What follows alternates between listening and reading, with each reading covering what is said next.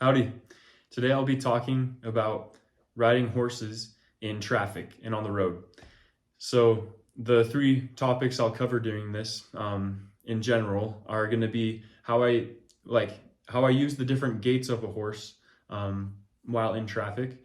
Then also about approaching cars, because cars and trucks, they're the biggest anyways, they're just a big adversary out there when you're riding on the road that you have to be able to effectively conquer. And then also the third thing I'll talk about is the worst thing you can do while you're on the streets. So to get started, let's go right into walk, trot, and elope on the streets. And how long I do that. So, and the reason why I say how long is because you shouldn't walk, trot, or lope just on a whimsical thought when you're riding a horse for the first time on the street. So, as you guys may know, on my first trail ride, and you can see this on my videos, on my reels, and also on the longer videos, you can see that the first trail ride I do is exposing a horse to traffic lights and to streets and to cars. And so it's pretty cool to say that, yeah, the first trail ride, the horse, crosses bridges, crosses streams, it crosses traffic lights, it's not scared of dogs, it's, and that has a lot to do with the preparation that I've done, and it also has a lot to do with the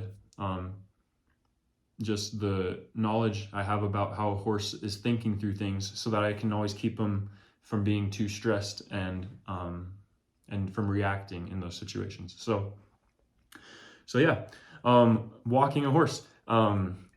If you have a horse that you plan on riding on the first ride, or on the first time you're gonna expose a horse to the asphalt and to cars, you need to kind of have a good idea of if there's going to be semi trucks, or if you're Canadian, semi trucks,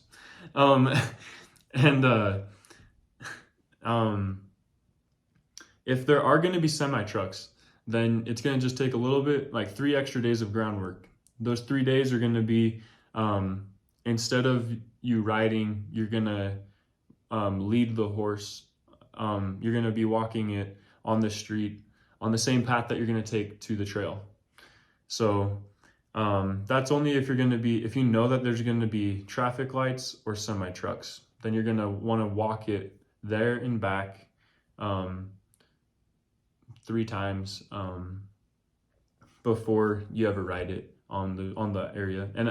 And I typically just do the walking on the street 3 times.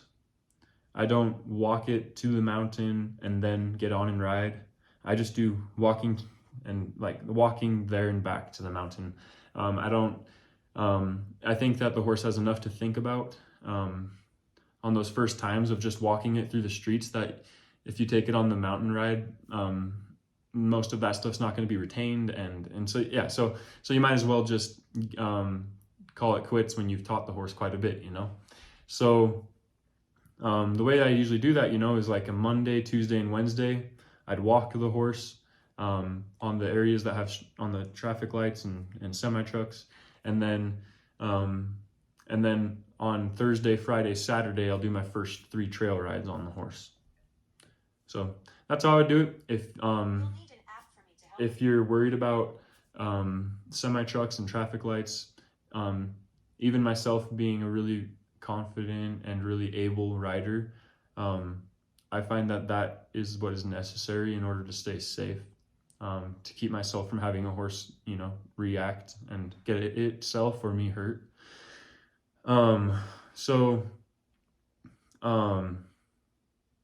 Okay, so yeah, so then if there aren't going to be any semi trucks and there aren't going to be any traffic lights, then you can, on the first ride, just have that be the first exposure to those to asphalt and to houses and garbage cans and dogs and cars. Like all of those things won't push the horse past its limit. So So yeah, as long as you're relatively sure that there aren't going to be trucks or stoplights, then um, then go ahead and have your first trail ride be walking on the street, and um, and you only want to walk on the street. You do not want to let the horse trot or lope. And the reason why is because um, a horse is just getting so comfortable. So the horse, you want your horse when it's nervous to go down into a walk or to a stop, which is better, right? If a horse just stops when it is scared, that's even better. You feel even safer. And so, and the only way you do that is by getting a lot of muscle memory, a lot of repetition of just walking. And so, that way, I only walk my horse on asphalt. So if I'm walking a horse over to the mountain, I'll only walk. I do not trot or lope unless I've already done the walking to the mountain for 2 weeks. Those three days of leading the horse, if there's traffic and trucks, those 3 days count towards those 2 weeks. So if you have the first week you have only 3 rides because you did 3 days of leading. If the first week you only had 3 rides on the asphalt, and then the next week you have 6 more rides, then that next week, after Monday, because Mondays aren't a good day to teach a horse something new, like I've explained on my beginning and ending light episode or whatever. So on a Tuesday or Wednesday or Thursday, that's when you can say, hey, let's trot today, and on the asphalt for the first time.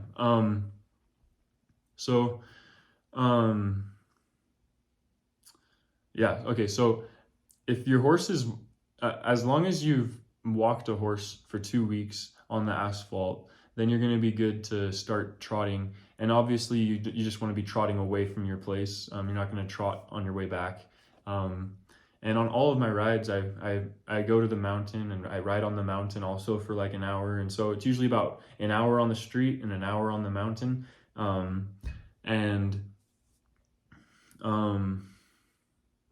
It's important that you give them their time on the mountain too, because on the mountain you have better footing, so you can trot and lope. And you want to get them an even amount in each of those gaits as best as you can.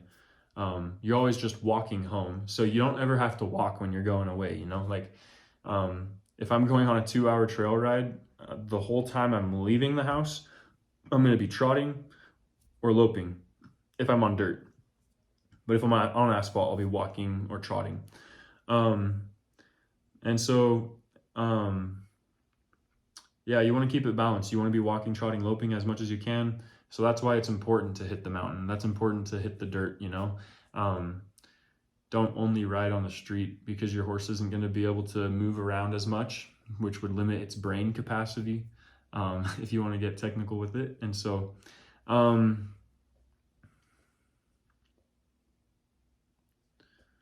let's see. All right, the next big thing.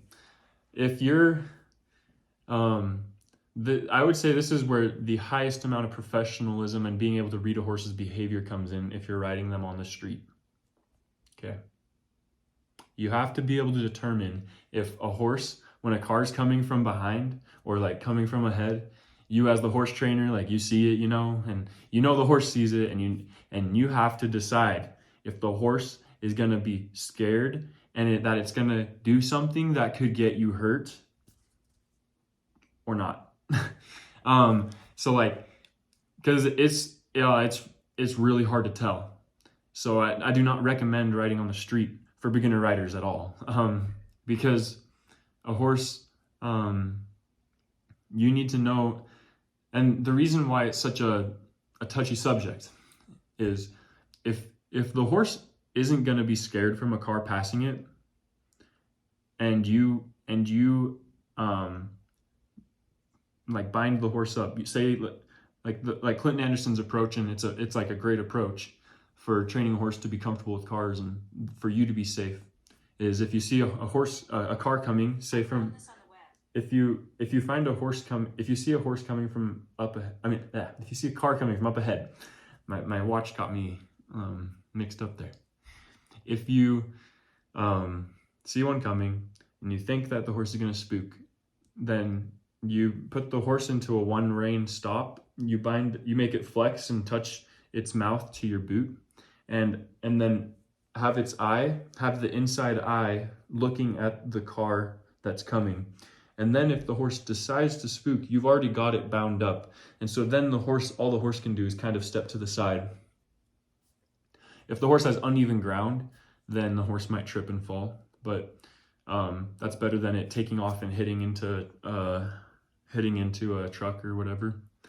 And so you need to be able to decide if you're going to take the time and if you're going to possibly make the horse more scared of it. Because if a horse isn't scared of it and you bind it up every time something that you think is going to scare it, you end up making a big deal out of something that you end up making the big deal memorable. Like I said that funny. You end up making the thing that wouldn't have scared a horse memorable and scary.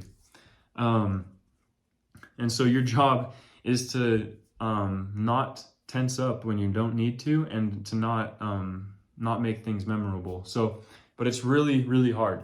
I find it super entertaining. It can get exhausting if you're riding 6 horses on the street every day. You just have to know that horse. You just have to have had some good hours training that horse to know its body language if it's too nervous. So let me clarify. If you see a car coming and you think the horse is going to be spooky, but you decide that if you think the horse isn't going to spook, then you need to commit to that decision, which means that if the horse kind of like does a quick, like if the horse does a quick, like it gets a little bit spooked, but it doesn't do something that's going to get you hurt, then you need to forgive the horse and just let it happen. Because if you pull the horse to a one rein stop, or you pull it back on both reins to slow it down, or if you whatever the case, if you react, if you tense up with your legs, if you squeeze a little harder, even the slightest amount, if you just slightly do any movement tensing up, the horse notices it, and the horse will think that it was supposed to be tense in that moment. That it'll start to feel that extra pressure, and it'll start to realize that, oh, the extra pressure, I probably should be reacting. And so you're actually training the horse to have bad behavior and to be dangerous when a car passes. And so, so you just need to know if you're gonna be trusting and forgiving to the horse. Whenever you see a car, you need to decide, okay, is this one gonna scare it? Nah, I think I'll just forgive it. If the horse does something that spooks me, I'm gonna have some trust and let the horse do its little thing. Because pretty soon the horse will get tired of it doing its little thing, It's not gonna like jigging or pinning its ears or like swishing its tail every time a car passes, because there's just gonna be a lot of cars passing all day. And so pretty soon it'll be like, why am I working so hard? And it'll stop. But if every time it works hard, you make it have a reason to work hard by tensing up and by pulling on it or something, then the horse is gonna continue that bad behavior because you're validating it. You're saying, yeah, there is something to worry about. You gotta worry about that car and me pulling on you, or that car and me tensing up every time. And so, just don't make things memorable for the horse. But it's a very fine line. Again, not for like beginner riders at all. And not for somebody that doesn't have a familiarity with that horse.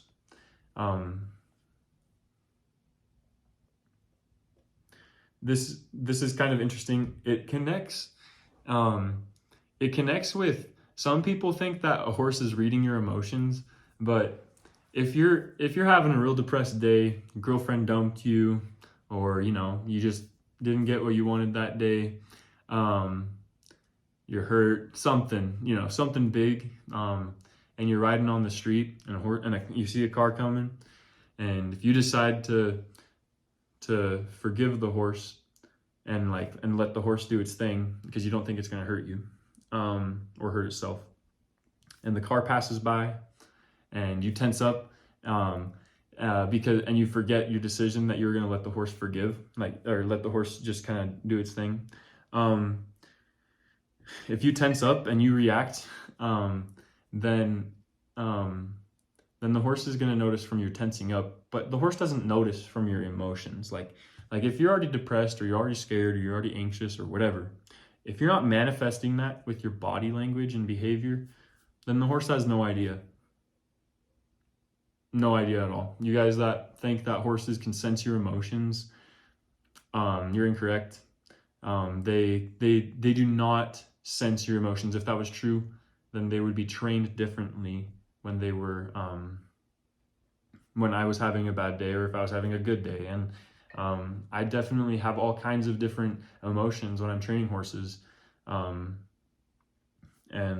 so yeah, if you think that horses train different when you have different emotions, that probably means you let your emotions take control of you more than you should. So yeah, don't let somebody train your horse if they have low patience, don't have control of their anger, don't know how to control themselves when they're sad, don't know how to handle, just any kind of difficult emotion. They won't be good for a horse, just like they wouldn't be for anybody, like any child or anybody that's in a moldable and formable state of mind. So yeah. Now the last thing that I was going to talk about is my biggest tip, the number one thing you shouldn't do when riding a horse. This is super big. This is why beginners shouldn't ride horses on the street, because I always want a beginner to be safe, and I want you to be able to get off whenever you feel like you're uncomfortable. But if you get off of a horse while they're on the street, then the street has so much commotion and so much pressure everywhere. The horse is feeling anxious or fear. It's guaranteed. Not from you, probably, but if you get off, then you're going to be validating that fearful thought that horse had, or that anxious thought that horse had, and the horse is going to be more scared of the road the next day. And so it kind of ruins your whole riding on the street if you get off when you're on the street. You always want to get on and then ride on the street and get off when you're not on the street. So that way the horse always thinks, the street is just the street. It's not a spooky place.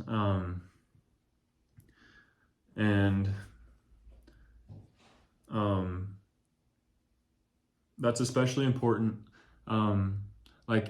It's really difficult. If you see a semi truck coming up and you know that your horse is going to get hurt, if you know your horse is going to get hurt, it's really hard because you're like, man, I should get off and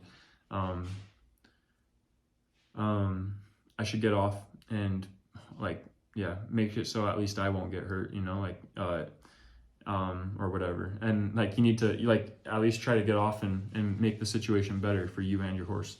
But the problem with that is you're going to be validating that fear of the truck if you know that the horse is going to be spooking from it. And so typically, what I do, I actually don't get off. I just I make sure that I get the horse to a good footed area, so that as the truck passes, that if the horse does go bucking or does kick out or starts bolting, that I've got enough room to keep the horse under control. But you really want to avoid those things. And so, being able to do your groundwork before is the way to help a horse's mind avoid the problem of getting that reactive. So those are my tips for getting a horse to behave well while riding in the street. I hope this helps, and thank you.